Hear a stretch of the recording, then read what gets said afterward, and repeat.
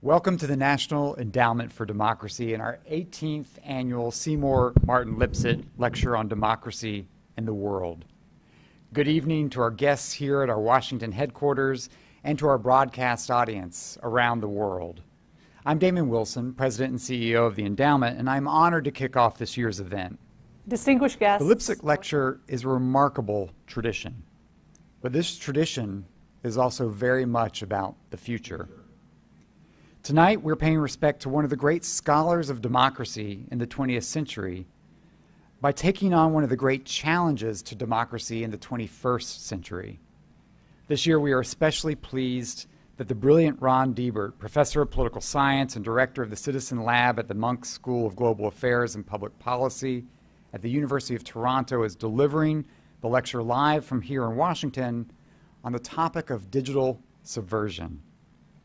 Ron is a perfect fit for the lecture and for our own effort at the Endowment to spotlight the intersection of technology and democracy.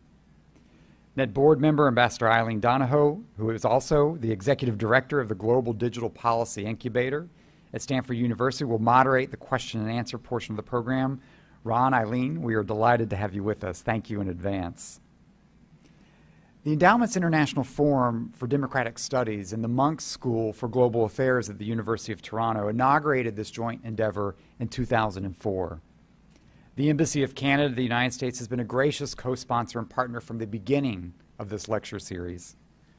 And we are honored to have Ambassador Kirsten Hillman as part of our program this evening.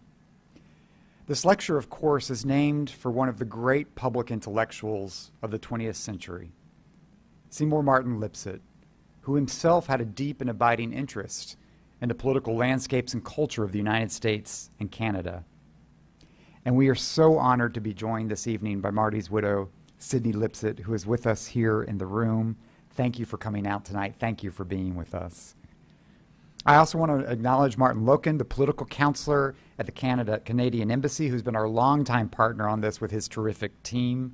And I want to recognize our board members, Mark Plattner, Ambassador Kelly Curry, who are with us in person, and finally our founding president, Carl Gershman, who is also here. I want to give a shout out to Clifford Orwin and his colleagues from the University of Toronto, who have been similarly wonderful partners in ensuring a reciprocal experience in Canada. And we so appreciate the support for this evening from the Embassy of Canada, Johns Hopkins University Press, our terrific partners with the Journal of Democracy, and the Schar School of Policy and Government at George Mason University, who all helped make this evening possible. Complex transnational threats to democracy have emerged among the most serious challenges to freedom today, fueling an authoritarian resurgence. These topics are central to NED's work. This includes the sweeping impact that the digital revolution has exerted on the world. These massive digitally related challenges will require new, purposeful, and unified responses from free societies. Ron Deibert's lecture tonight on digital subversion, the threat to democracy, could not be more timely and relevant. It interrogates a crucial and to date poorly understood dimension of these emerging threats: the use of technology by anti-democratic powers to further their interests, consolidate their influence, and seek to undermine civil society around the world.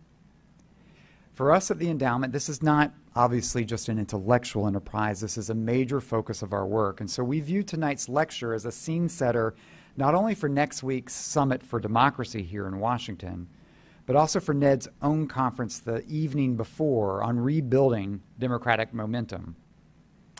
We need an offense in favor of freedom built around democratic solidarity and a commitment to act together in common cause. To that end, our staff and our board are grappling with technology and democracy right now as one of the defining challenges that will inform our work in the coming year and beyond. So we hope tonight to provide not only the Endowment, but free societies a North Star, if you will.